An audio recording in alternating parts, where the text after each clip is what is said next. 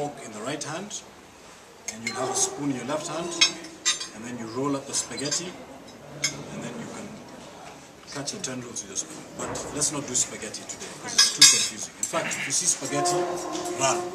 Okay, so ladies and gentlemen, let's try it. Come on, we're eating.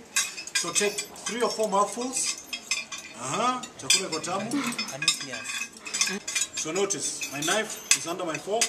That's when you're done. Like this. No, that's when you're eating. Knife under a fork. Try to carry this thing so that it is, you know, when I just make it like this, when you start drinking, you're like that. Just fill it to an appropriate length.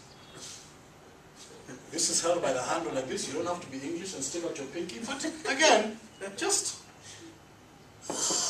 you maneno, we don't want any of that. Here's another thing. You're going to put some sugar, maybe you're going to add some coffee, you're going to stir your tea. By the way, this is just so that you look sophisticated, so that you look extraordinary, better than the best.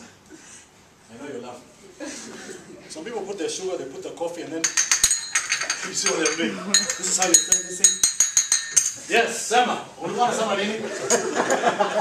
want you to try this. I want you to try stirring your tea or your coffee like this. It's actually 12 o'clock, 6 o'clock. 12 o'clock, 6 o'clock. Without touching the edges of the cup.